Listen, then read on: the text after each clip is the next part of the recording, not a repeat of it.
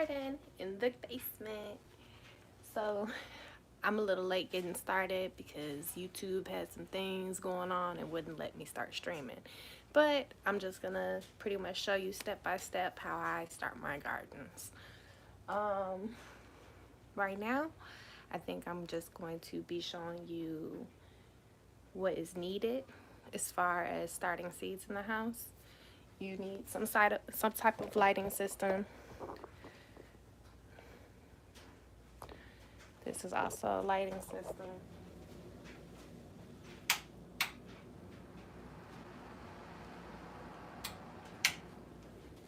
Obviously, you need soil.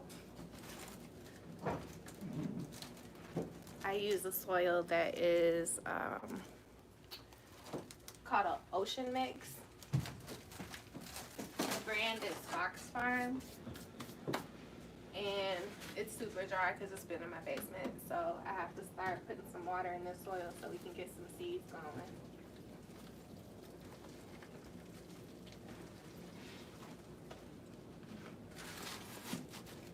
I'm gonna let that soak.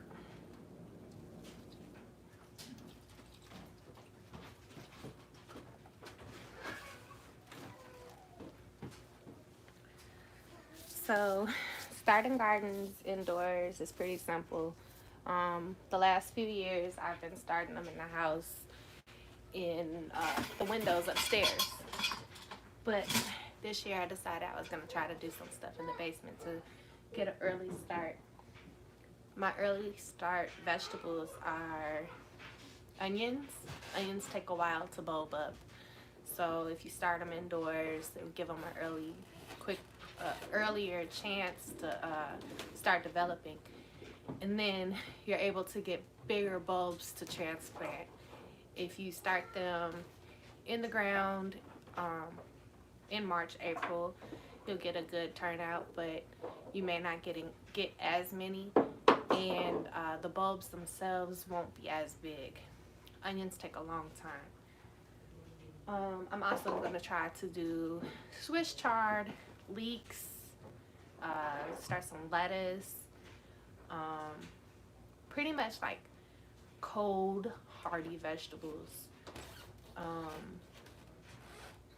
So yeah, get yourself a lighting system, get yourself some soil, some tray starters, or you can use like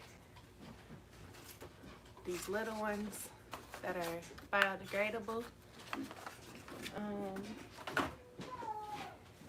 Figure out what plants you want to use. Now is the time to start like creating garden plans. So you might see like these seed packet books, these catalogs come through the mail. So you can pick out what you want to get them started. Yeah, I just wanted to jump on to see if my live actually worked, and start making a list of the things that you want to start. So right now I have, excuse me, I have onions, spinach, leeks, lettuce, kale, collards, celery, parsley, chives, and Swiss chard. Those are the things we're going to start indoors now. That way, when the weather breaks, the snow's gone, I can transplant these early plants into my garden. So, let's see. Once I actually like create my class schedule or my garden plan, then this will be a little bit easier. I just wanted to make sure my live was working because it was taking so long for it to get approved. So I guess it just give you a little tour.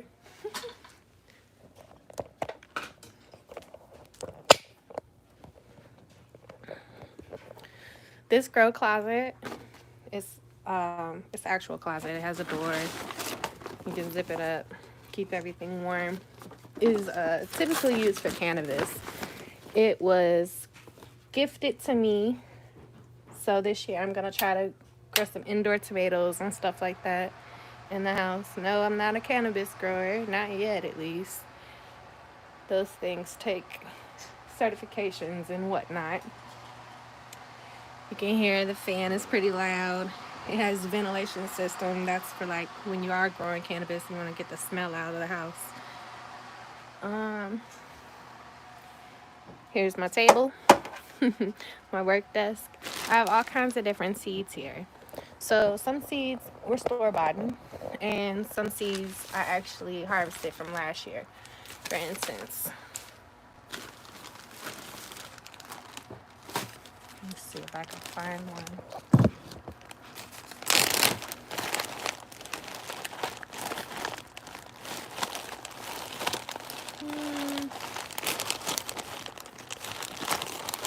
Maybe not. Well,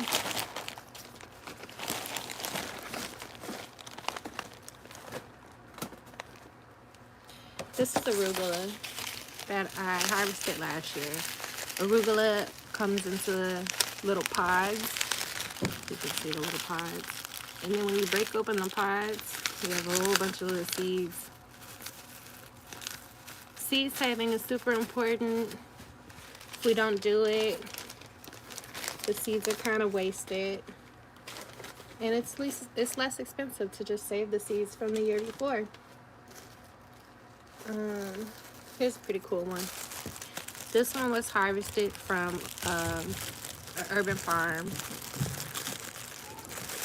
And these pods are pretty cool. If you could look here. Looks pretty gross, right? If you open it up,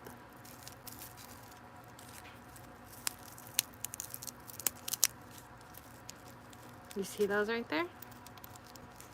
Those are seeds.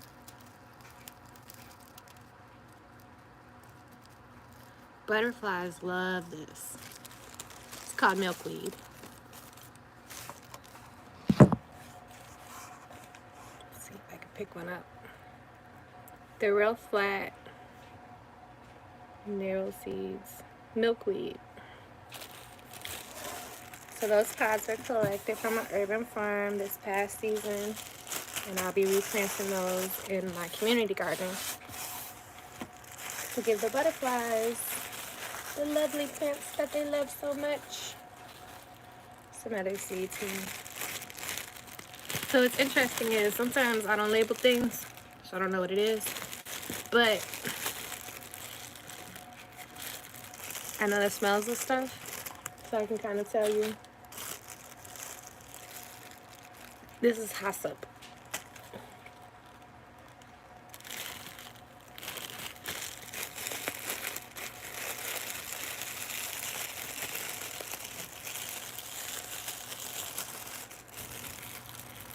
Oh no, this one's hyssop. This one's probably just another variety of a mint.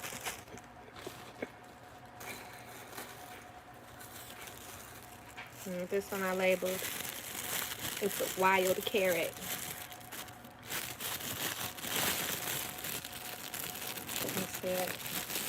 Probably not wild carrot. But yeah, seed saving is super important. All of this is mint leaves, mint seeds.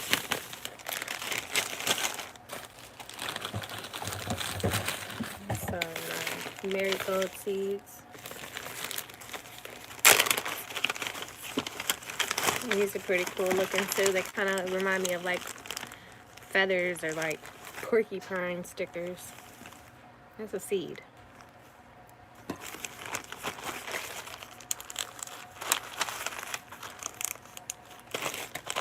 So last year I harvested different herbs and dried them.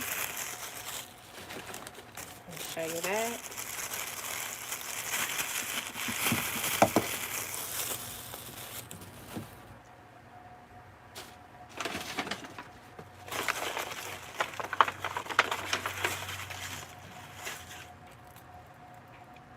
This is goldenrod. You can make tea out of it.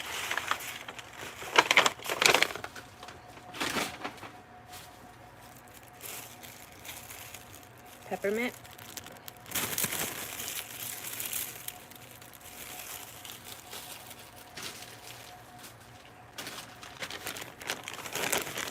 lemon balm.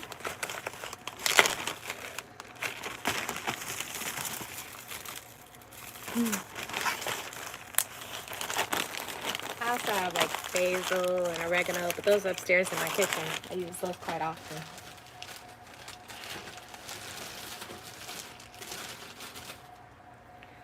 And you can make different things with these herbs. For instance, I did not grow this, but this is lavender. And I made a body scrub out of it.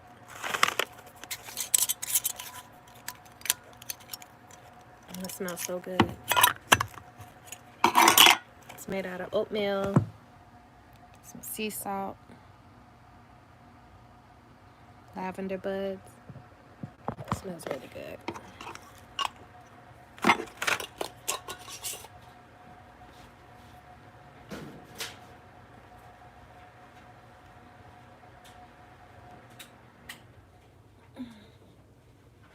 But yeah, that's what I have to start with. I am going to let the water soak into that pan of soil, and once that's all done, then I'll start getting started with seeding, and I'll keep you guys posted. Bye.